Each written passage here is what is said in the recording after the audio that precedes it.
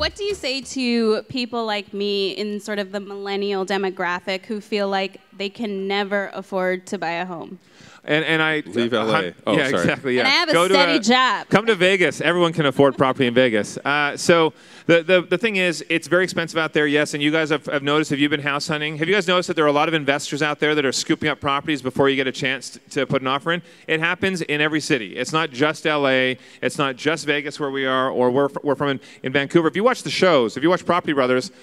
The expensive episodes, we never tell you guys really where we are. We're starting to now, but the expensive episodes, that's Canada. That's Vancouver and Toronto. Even when we're shooting outside of New York, a lot of those episodes are more cost-effective or relatable for people. It's tough, but if you have a professional working with you who knows the market, sees when houses are coming fresh on the market, they can be in there with you right away to get an offer in on a place before someone else comes and scoops it up. That's the best thing. People are trying to wing it on their own. You're probably never going to get into the house that you want. Why do you think it's so expensive in Canada? I don't know. I've always asked myself that. Why do you think it's so expensive? I thought you were going to tell us. No, I'm asking. I'm like, why do you think? Does anyone know what that is? I think it's because there's more demand because Trump lives here. Igloo construction is. Yeah. Oh, yeah. No? Oh, man. So there's a funny thing right now that there was a. This is a real thing. There was a joke petition that went across Canada to build a wall to keep the influx of Americans south when Trump gets elected.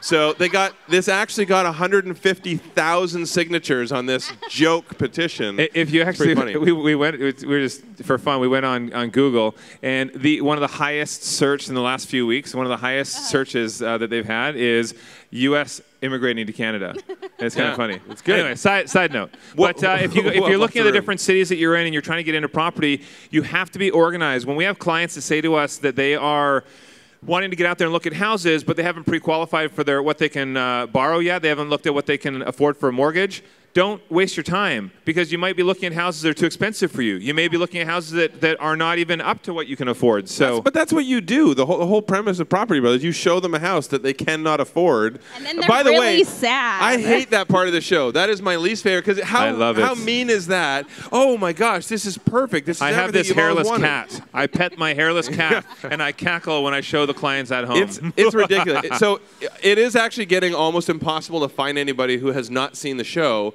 So we can't really. People figure it out when they're looking at this house. They're like, "Oh, I know. There's no way we can afford this." So the show, it's changed a little bit that way. Let me justify why I do it. Laughs so hard. No. Any professionals out there? Any real estate agents? A couple hands. Okay, so need a reality you check? guys need, yes, they need a reality check. Everybody out there wants this, but they can only afford this, and that's fine. We want people to live in their dream homes, but we need to be realistic. Thinking that these clients, they think that they can afford a move-in ready house that's either brand new or fully renovated at this budget, that's not realistic. So that is the wake-up call, bringing them out of the clouds, and then we move forward with what they can actually afford. There could be a nicer way to do it.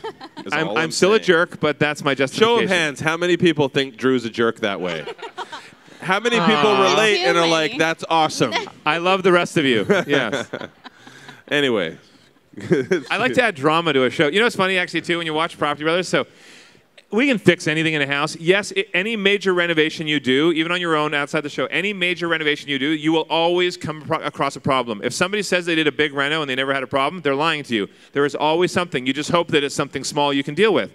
When we have on the show and it's like, uh-oh, this is a load-bearing wall. Dun, dun, dun. I hate when that happens. I know, I hate it too. But the thing is, we can fix it. It just costs a little bit more money to re-support the load. But the show sometimes is like, oh, make it seem more dramatic. And Jonathan's like, ugh. Well, at the end of the day, like, I'm not really surprised by stuff I see anymore. Yeah, you're kind of bummed when there's another problem. Like there's some houses where it's just like one thing after another, and you're like, come on already. Who did I, cut off in traffic to tick off the construction gods? I don't know. But the big thing I always laugh at is when people will tweet me and they'll be like, so I want to remove this wall. How do I know it's cool to do it? If you're tweeting me a structural question, don't touch the wall. Bring in a professional. Yeah, bring in. I don't know why I gave them an OC accent. Sorry about that. That was bad. Only everyone from the OC tweets you those questions.